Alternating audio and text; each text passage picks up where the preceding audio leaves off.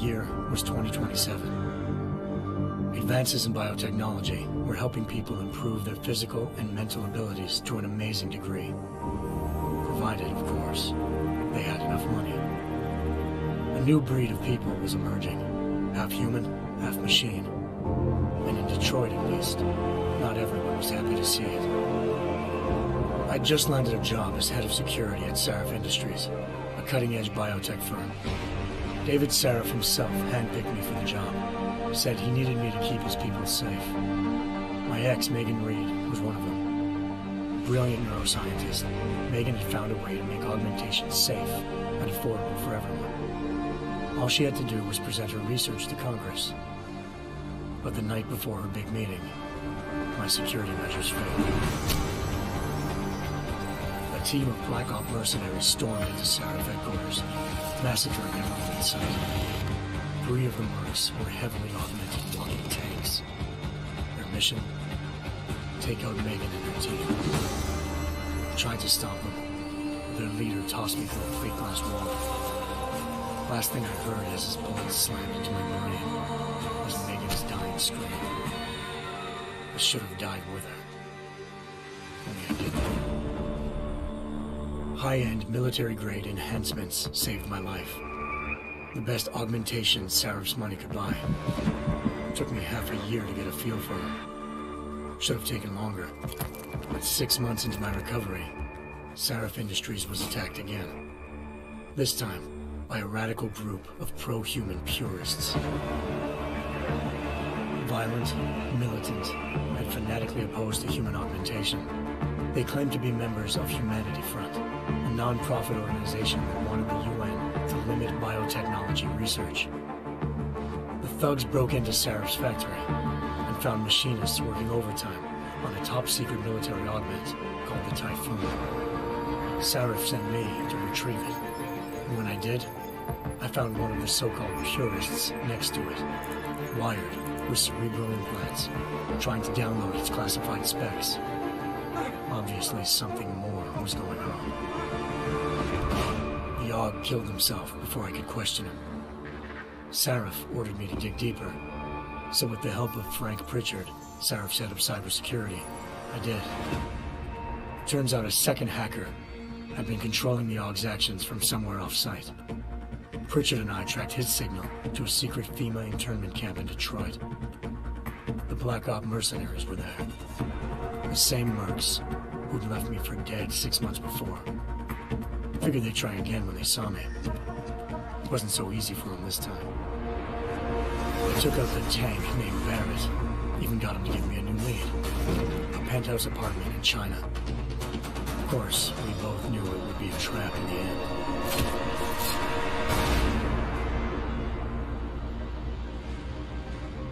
Hengsha Island, China. Home to a city so crowded, they had to build a second city on top of it. Trying to find clues in Hengsha wouldn't be easy. Lucky for me, I wasn't alone. Farida Malik, Sarif Industries' ace pilot, had lived in Hengsha before. A good person to have on your side. She knew enough about the place to get me around. Malik dropped me in the lower city, close to the penthouse Barrett had told me about.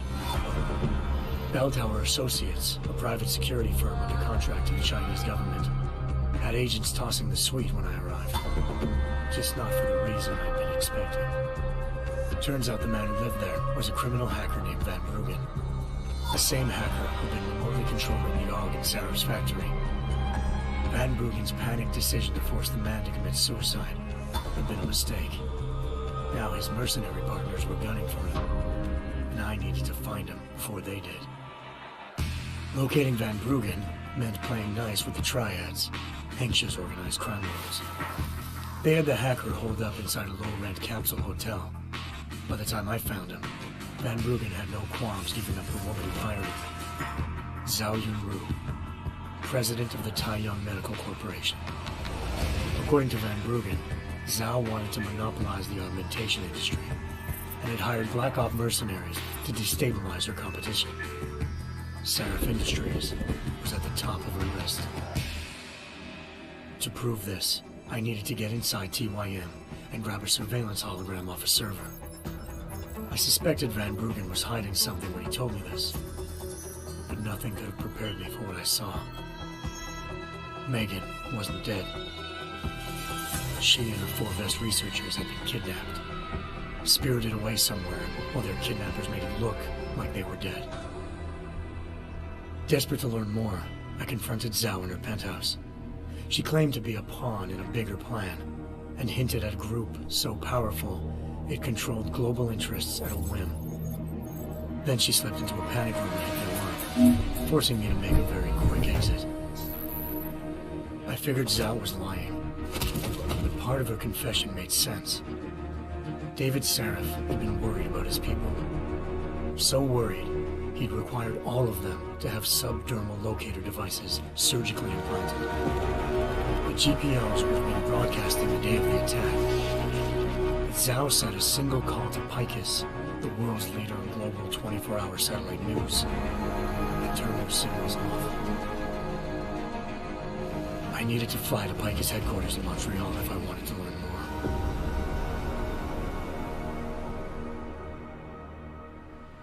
Eliza Cassan, Picus Communications' First Lady of News. Malik thought I was reaching when I told her Eliza was involved in this. The world's most famous news anchor, working with a mercenary hit squad. But when I confronted Cassan in her office, she freely admitted to jamming Detroit's satellites the night Megan's team had been taken. Said she's just been following her commands. I suspected she wanted to say more. But Black Op mercenaries showed up looking to shut us both down. And just like that, the Eliza I'd been talking to disappeared. The Mercs were led by an augmented killer I crossed paths with twice before, Fedorova, a woman who'd made silence her best friend. She waited for me to track Eliza's transmission to a secret server room underneath the Picus complex, then jumped me from behind. A deadly fight ensued. I made sure she never moved silently again.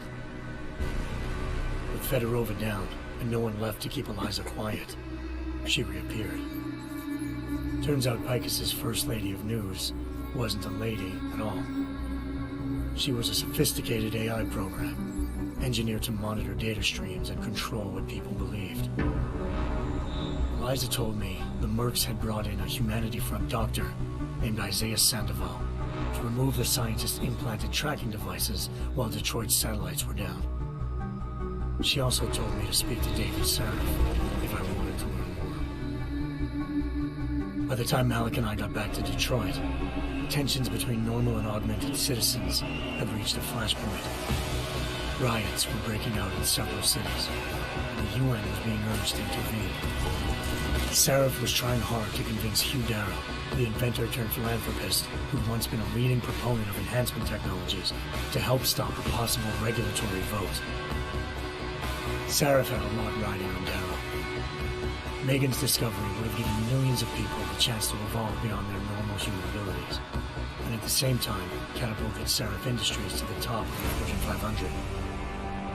According to Sarif, Megan's kidnappers knew this, and didn't want people evolving unless they controlled how it was done. He called his enemies Illuminati, and urged me to keep searching. Determined to do so, I tracked down Sandoval via America's most outspoken augmentation opponent, Bill Taggart, Sandoval's boss and founder of Humanity Front. Sandoval admitted to operating on Megan's team when I confronted him, but said he hadn't removed their GPLs. He'd merely switched them to a different frequency. Pritchard was able to trace one of the signals to China. Malik and I immediately took off in pursuit. Unfortunately, the Illuminati were one step ahead.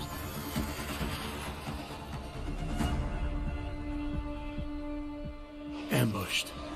Shot out of the sky by Bell Tower Associates, seconds after entering Hengsha's airspace. Malik's piloting skills saved me. After a tense and bitter struggle, I escaped into Lower Hengsha. The tracking signal I was following led straight to the Triads, or more specifically, to the augmented arm of Tong Si-hung, leader of a gang of augmentation harvesters. Tong said they'd taken the arm off a corpse, which Bell Tower had left at their door. Meaning, at least one of Sarif's scientists was dead. Maybe not the rest of them, though. Tong pointed me to a port used for human trafficking and helped me slip aboard a bell tower ship. We were sailing to Rifleman Bank Station, a military base in the South China Sea. Bell Tower was holding kidnapped civilians as prisoners there, and using them to perfect the Hyron Project, a human-computer interface that left most of its test subjects dead. My search for Megan would have ended then, if not for a mysterious ally named Quinn.